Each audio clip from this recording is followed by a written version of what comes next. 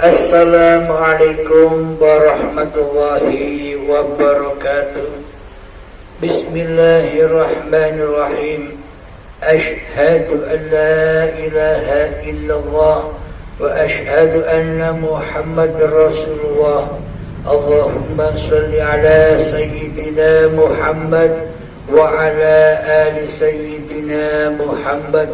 Rabbi israh li sadri wa yassir li amri wahlul 'uqdatam min lisani yafqahu qawli. Amin. Bismillahirrahmanirrahim. Barusan ada pertanyaan dari saudara kita di Malaysia yang bernama Tuan Zahid. Beliau menanyakan, Kang, bagaimana sih hakikatnya perjalanan Isra Mi'rajnya Kanjeng Nabi Muhammad SAW, sedang di dalam sudut pandang syariatnya sudah diterangkan oleh para ustadz, para kiai dan para habaib yang kita cintai. Bagaimana menurut pandangan Akang tentang makna di sisi hakikatnya tentang Isra Mi'raj Kanjeng Nabi Muhammad SAW?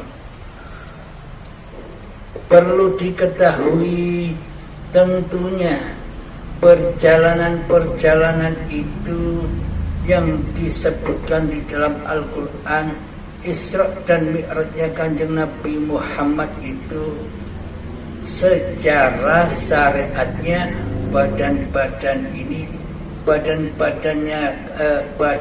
Kanjeng Nabi diperjalankan dari Masjidil Haram menuju Masjidil Aqsa sampai naik ke Sidratul Muntaha. Secara syariatnya demikian. Dalam sudut syariatnya sudah banyak diterangkan oleh para alim ulama. Di sini kami mencoba mengkaji di dalam sudut pandang hakikatnya, sejatinya di sisi Allah. Bismillahirrahmanirrahim. Subhanalladzi asra bi'abdihi laylan minal masjidil harami ilal masjidil aqsa alladzi barakna hawlahu linuriyahu min ayatina innahu huwas sami'ul basir.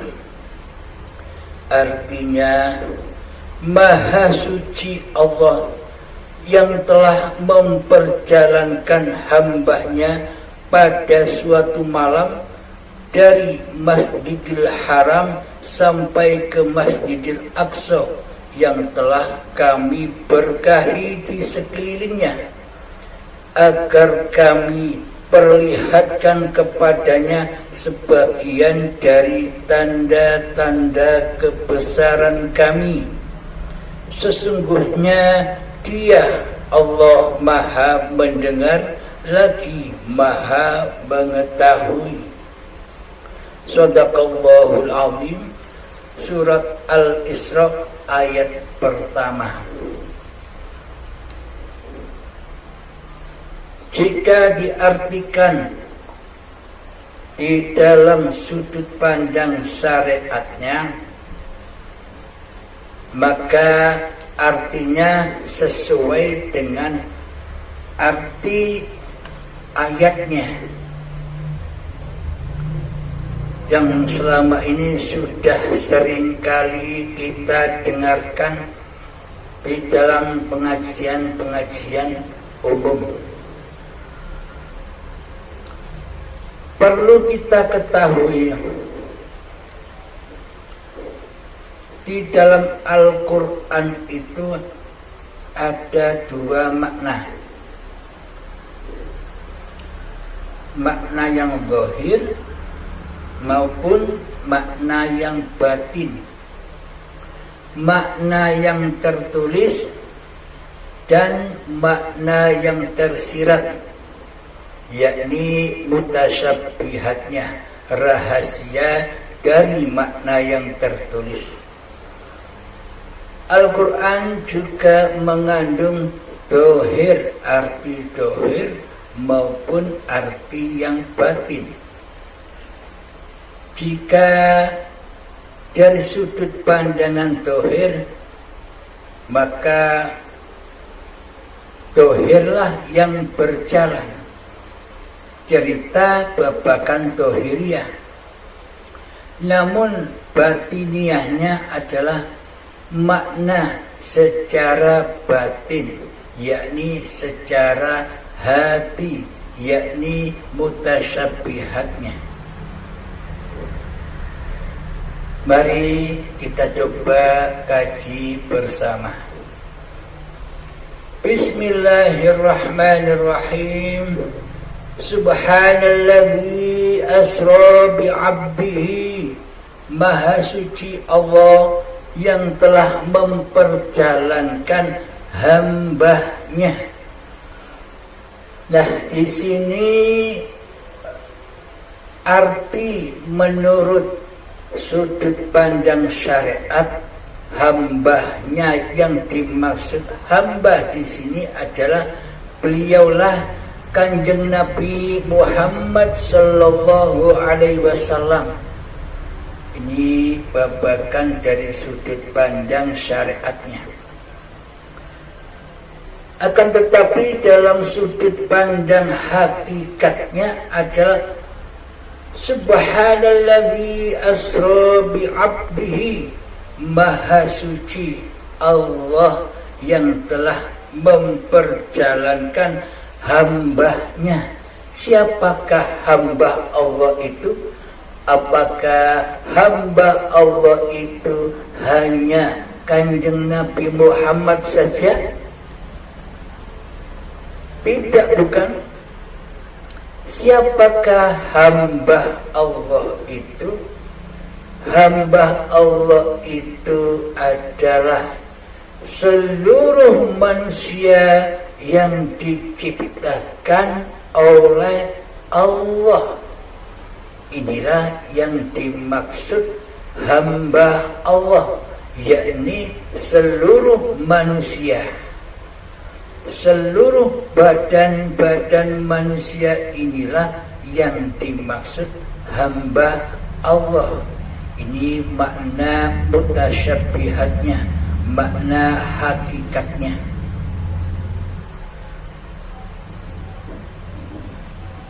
Kapan Allah yang Maha Suci ini memperjalankan hambanya? Lailan minal masjidil haram ilal masjidil aqsa alladhi barakna haulahu linuriyahu min ayatina.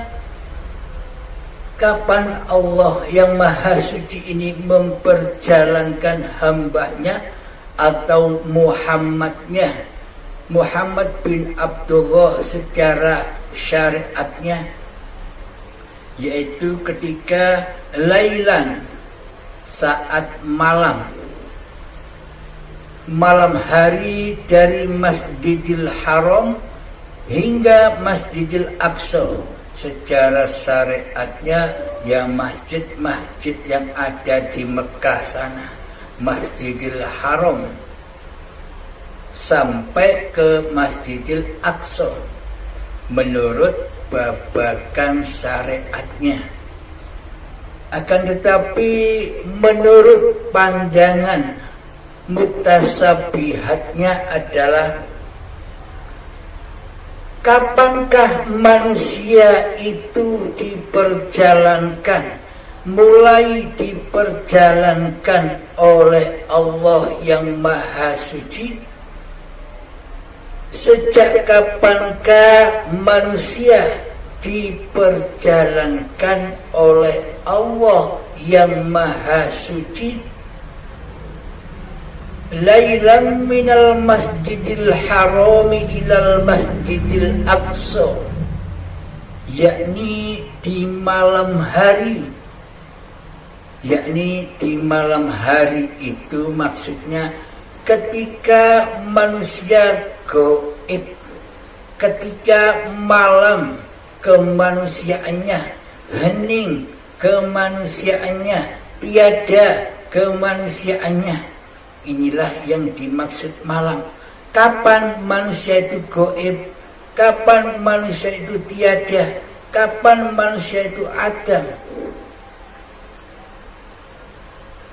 Adamnya manusia, gaibnya manusia adalah dari Masjidil Haram. Apakah Masjidil Haram itu? Menurut sudut pandang syariat, Masjidil Haram adalah masjid yang megah dari tanah yang ada di Mekah sana itu, Masjidil Haram.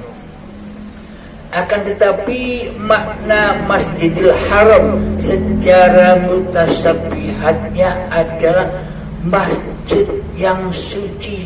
Di mana masjid yang suci itu? Tanah ini, tanah untuk bersujud dimanapun ada tanah, itulah tanah yang suci. Bisa untuk dibuat sholat, dipakai untuk sholat di seluruh tanah bisa. Karena seluruh tanah di bumi ini hakikatnya Masjidil Haram, masjid yang suci, tempat untuk bersujud. Jadi kapankah manusia mulai diperjalankan oleh Allah yang Maha Suci? Yakni ketika cikal bakal badan manusia ini dari tanah. Nah, inilah yang dimaksud Masjidil Haram itu. Ketika tanah ini diperjalankan oleh Allah, dihidupi oleh Allah, dicukupi oleh Allah, dibimbing oleh Allah, dipelihara oleh Allah, dikasih sayangi oleh Allah. Tanah cikal bakal badan ini diperjalankan oleh Allah, diperjalankan kepada tumbuh-tumbuhan, diperjalankan kepada buah-buahan, sayuran dan padi, diperjalankan, dimakankan kepada hidup yang ada pada calon kedua orang tua kita, diperjalankan, dipilah-pilah saripati makanan dan minuman itu menjadi sperma dan sel telur.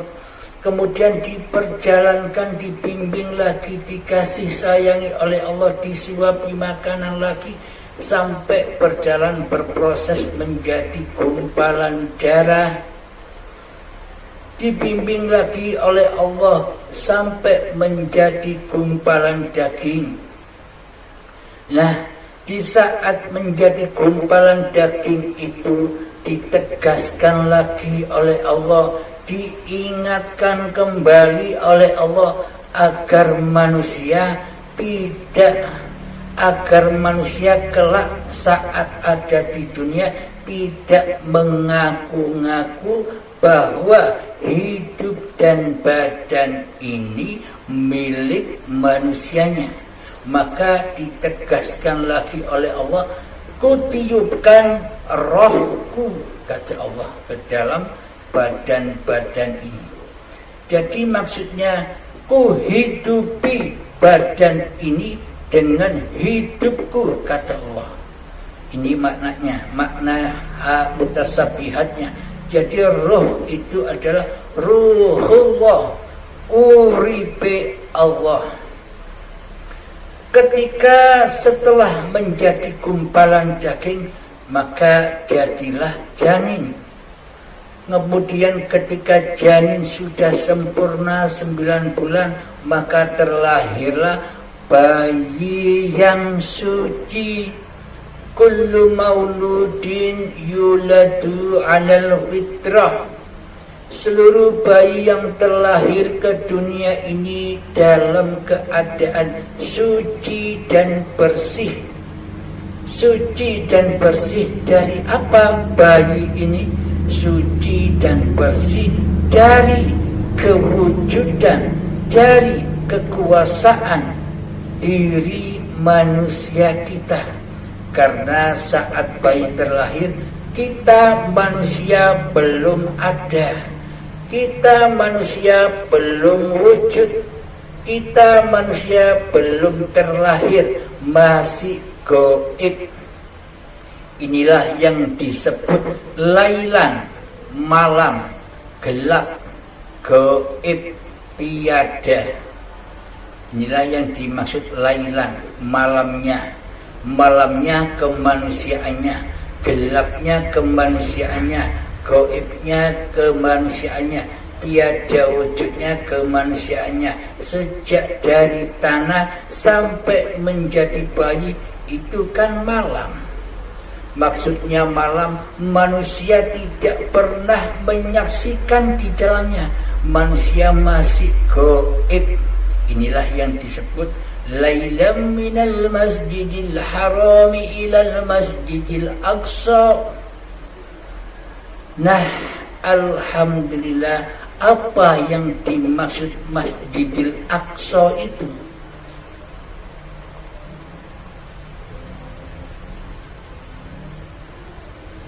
Masjidil Aqsa yang telah diberkahi sekelilingnya. Apa yang dimaksud Masjidil Aqsa yang diberkahi sekelilingnya itu? Masjidil Aqsa adalah cabang bayi manusia yang terlahir ke dunia, itu loh yang dimaksud Masjidil Aqsa. Sama-sama dari tanahnya.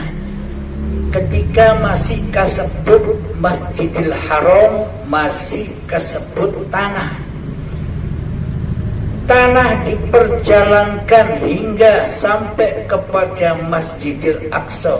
Dari Masjidil Haram tanah diperjalankan oleh Allah hingga sampai ke Masjidil Aqsa, yakni bayi yang suci. Jadi badan-badan bayi inilah tanah, juga jenisnya sama dengan Masjidil Haram. Akan tetapi Masjidil Aqsa ini adalah masjid yang telah diberkahi di sekelilingnya. Maksudnya sudah berbentuk badan-badan manusia yang diberkahi di sekelilingnya. Inilah makna perjalanan Isra, perjalanan dari tanah ke tanah, dari tanah ke tubuh bayi. Jadi Masjidil Aqsa itu adalah lahirnya bayi-bayi yang suci, bayi tempat untuk bersujud, badan untuk bersujud. Di manakah manusia bersujud itu? Di dalam badan-badannya, di dalam masjid-masjid badannya.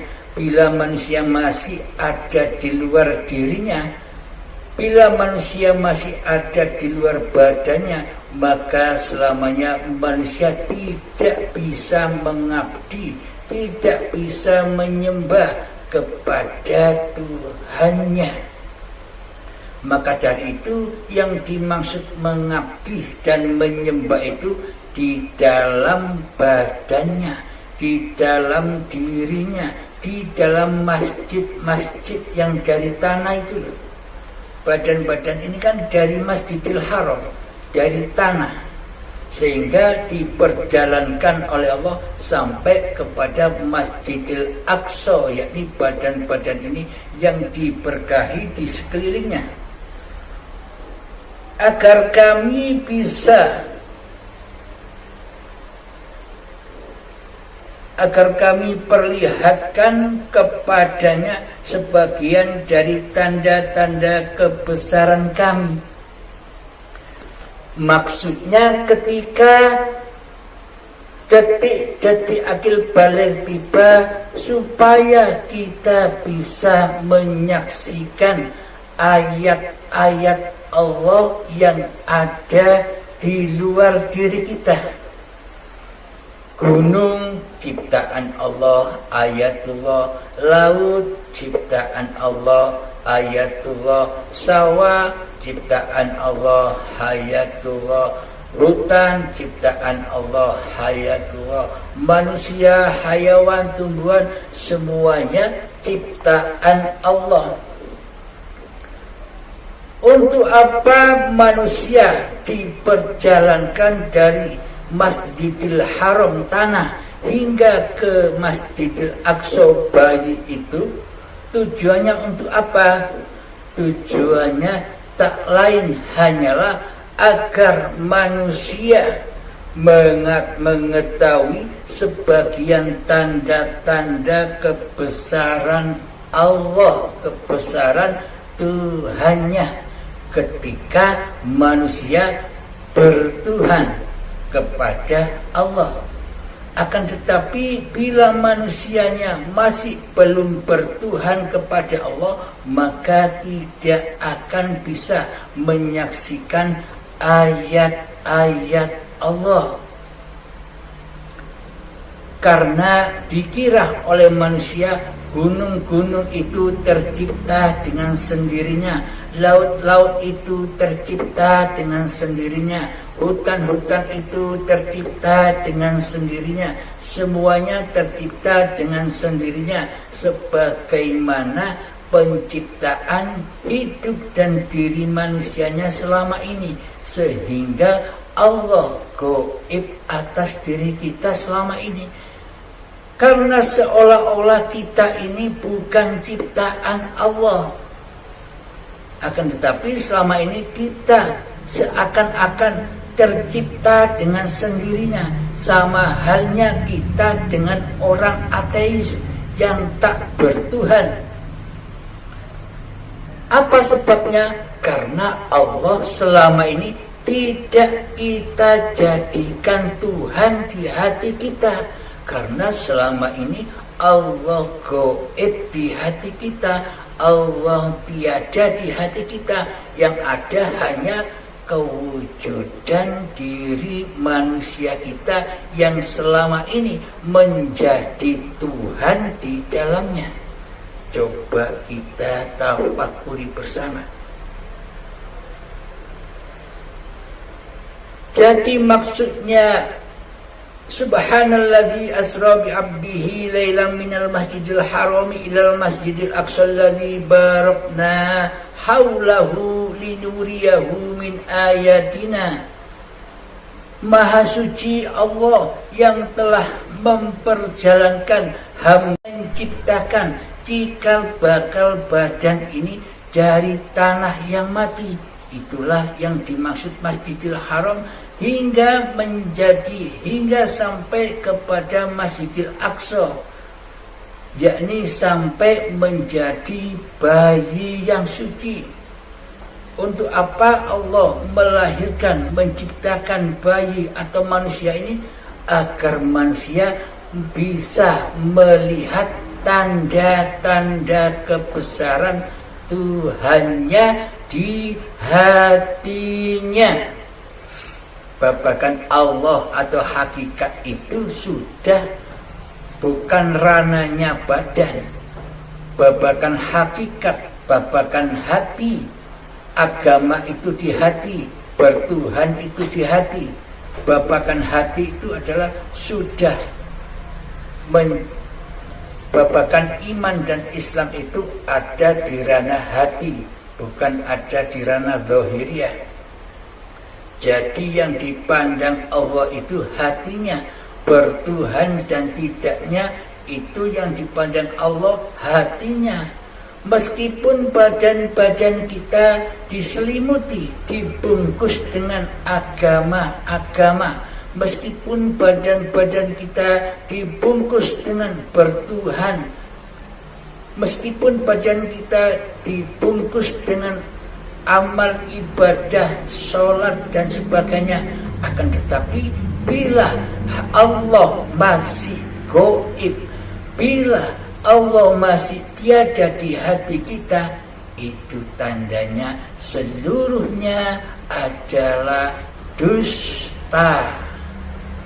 Karena bila Allah tidak ada, bila Allah gaib di hati kita, bila Allah gaib kewujudannya di hati kita, bila Allah gaib kekuasaannya di hati kita, bila Allah gaib kehidupannya di hati kita, maka itu tandanya yang dipertuhankan selama ini adalah hawa nafsu kita sendirilah yang menjadi Tuhan selama ini. Inilah hakikatnya setan, iblis, dan dajjal. Hawa nafsu itu bersekutu dengan iblis, setan, dan dajjal. Jadi dajjal itu sudah ada sejak Nabi Adam dicipta hingga kini sampai akhir zaman. Allah perintahkan kepada Nabi Adam, ya Allah berdoa, ya Allah hindarkanlah aku dari fitnahnya dajjal. Bila fitnahnya dajjal saja sudah ada, maka pasti wujud dajjalnya sudah ada. Siapa? Diri manusia kitalah dajjalnya. Selagi di dalam hati kita yang jadi Tuhan, yang menguasai hidup dan badan ini adalah diri manusianya. Inilah tanda hati yang tak bertuhan kepada Allah. Maka dari itu sadarilah siapakah hidup yang maha suci, yang menciptakan cikal bakal badan kita yang dari tanah, yang memperjalankan tanah-tanah yang mati dari Masjidil Haram hingga Masjidil Aqsa sampai menjadi bayi-bayi yang suci. Siapakah hidup, siapakah yang menguasai badan itu? Apakah itu hidup manusia? Bila itu hidupnya manusia, tentunya kita tak boleh lupa. Tentunya sampai saat ini pun kita pasti ingat seluruh perjalanan cikal bakal asal usul diri manusia kita. Tapi anehnya kita tidak tahu apa-apa. Saat bayi pun kita tidak tahu apa-apa. Inilah bukti bahwa ketika manusia diperjalankan oleh Allah dari Masjidil Haram hingga Masjidil Aqsa alladzi barakna, manusianya masih malam, manusianya masih gelap, manusianya masih gaib keberadaan dan kewujudan diri manusianya. Yang ada hanya Allah. Kita lanjutkan ayatnya. Innahu huwas sami'ul basir. Sesungguhnya dia Allah maha mendengar lagi maha mengetahui. Ketika manusia sudah terlahir ke dunia, manusia bisa melihat dan mengetahui seluruh tanda-tanda ayat-ayatnya Allah, yakni segala sesuatu yang kita lihat selama ini, segala sesuatu yang kita pandang selama ini, segala sesuatu yang kita dengar selama ini, semua itulah tanda-tanda kebesaran Allah, tanda-tanda wajhullah. Apa wajhullah itu? Hidup itulah wajhullah yang mewujudkan segala tanda-tanda ciptaannya, yang mewujudkan segala sesuatu hingga bisa kita saksikan di alam semesta ini. Inilah yang dimaksud Isra Mi'raj. Maksudnya ketika Mi'raj, hati sudah memandang hidup ini Allah. Inilah yang dimaksud Mi'raj. Inilah yang dimaksud tajalli. Inilah yang dimaksud wusul. Inilah yang dimaksud musyahadah, yakni ketika sudah tidak terakui lagi bahwa hidup ini hidup manusianya. Inilah yang dimaksud Mi'raj. Caranya adalah ketika kita sedang sholat. Tujuannya Isra Mi'raj ini kan Nabi mendapatkan perintah sholat agar kita bisa memperbaiki ibadah sholat kita yang selama ini amburadul, yang selama ini tidak diterima oleh Allah. Kenapa alasannya kok tidak diterima oleh Allah? Bagaimana mungkin ibadah dan sholat itu diterima oleh Allah Ta'ala, sementara di hati kita yang kita sembah bukan Allah, yang kita abdi bukan Allah, yang kita abdi selama ini adalah li nafsi, diri kita sendiri yang berkuasa atas ibadah dan sholat itu. Hati belum lillahi ta'ala. Karena apa? Karena hidup dan badan ini masih kotor, masih diakui oleh milik hambanya. Jadi hidup dan badan ini masih kotor. Bagaimanakah cara kita bisa sholat dengan benar? Bagaimanakah kita bisa ibadah dengan benar dan pasti diterima oleh Allah? Maka bila kita ingin benar-benar ibadah dan sholat diterima langsung oleh Allah, maka sucikanlah hidup dan badan itu, kembalikan lagi kepada yang maha suci. Jangan engkau akui bahwa hidup dan badan serta apapun yang digerakkan oleh badan ini sebagai kuasa diri manusiamu. Selama kita mengaku bahwa hidup dan badan ini milik manusianya, maka ibadah apapun hasilnya tidak akan berupa ibadah, akan tetapi menjadi maksiat, menjadi racun, karena yang disembah di dalamnya, karena yang menjadi Tuhan di dalamnya adalah diri manusianya. Allahnya gaib, Allahnya tiada di hati kita selama ini. Maka dari itu, bila ibadah kita bisa diterima langsung oleh Allah, maka pasrahkan kembali, sucikan kembali bahwa hidup dan badan ini milik Allah. Inilah yang dimaksud lillahi ta'ala. Jadi ketika kita sholat, maka dari itu perbaikilah sholat kita, karena segala induk ibadah, induk dari seluruh ibadah ini adalah di sholat. Ketika kita sholat tapi hati kita bermaksiat, yakni hati mensekutukan Allah dengan diri kita, yakni hati selalu menyaksikan selain Allah, yakni menyaksikan dunia, maka jika sholat kita hancur lebur, maka seluruh ibadah kita, seluruh amal-amal kita, seluruh ilmu-ilmu kita bakal hancur fana. Karena selama ini manusianya lah yang menguasainya. Maka dari itu perbaikilah sholat kita. Bila sholat kita suci, bila sholat kita baik, diterima oleh Allah, maka seluruh ibadah-ibadah kita pasti langsung rojiun kepada Allah. Jadi pada intinya di sholat, contoh sholat yang khusyuk begini. Ketika kita berniat, tetapkanlah niat kita. Contoh ketika sholat, usolli fardhu subhi rak'ataini mustaqbilal qiblati adaan lillahi ta'ala.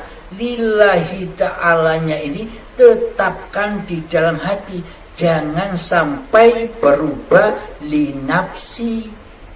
Ini sholatnya Allah yang mempergerakkan, yang menguasai, bukan sholatnya manusia yang merasa bisa sholat. Jadi ketika Allahu Akbar, maka dialah hidup yang memahabesarkan diri zatnya sendiri. Jadi yang bisa, yang mampu memahabesarkan Allah bukan makhluknya, akan tetapi Allah lah yang memahabesarkan diri zatnya sendiri. Ketika Allahu Akbar, maka sedekaplah tangan ini seperti mayat. Jadi artinya kita ketika sholat jangan ikut-ikut jadi Allah, jangan ikut-ikut jadi Tuhan, jangan ikut-ikut jadi penguasa di dalamnya. Jadilah Abdullah di dalamnya, jadilah wakil-wakil Allah di dalamnya, hamba yang tunduk patuh kepada apa yang dipergerakkan oleh hidup, oleh Allah kepada badan-badan ini. Jadi hati selalu menyaksikan hiduplah yang menguasai badan, Allah lah yang berkuasa atas tindak lakunya badan apa saja. Karena dawuhnya Allah, wallahu khalaqakum wa ma ta'malun. Allah lah pencipta diri manusiamu, dan Allah lah pencipta apapun yang kau perbuat. Jadi hati selalu menyaksikan hidup, hati selalu menyaksikan Allah, hati selalu mewujudkan Allah hidup daripada mewujudkan diri manusia kita. Jadi posisi diri manusia kita terbalik. Dulu diri manusia kita di hati kita wujud, sekarang gaib, kita malamkan, kita tiadakan, kita heningkan, yang wujud hanya Allah. Kita balik, dulu Allahnya gaib, ini Allahnya yang wujud. Inilah yang dimaksud surat Al-Isra, perjalanan kisah-kisah sejarahnya cikal bakal badan seluruh manusia. Karena hakikat badan-badan seluruh manusia itu adalah Muhammadur Rasulullah, Muhammad yang diutus oleh Allah, badan-badan yang dicipta dan yang diperjalankan oleh Tuhan pencipta diri manusia. Alhamdulillahirabbil alamin. Semoga kita semua selalu dibimbing oleh Allah Subhanahu wa ta'ala. Amin amin ya rabbal alamin. Akhirul kalam. Assalamualaikum warahmatullahi wabarakatuh.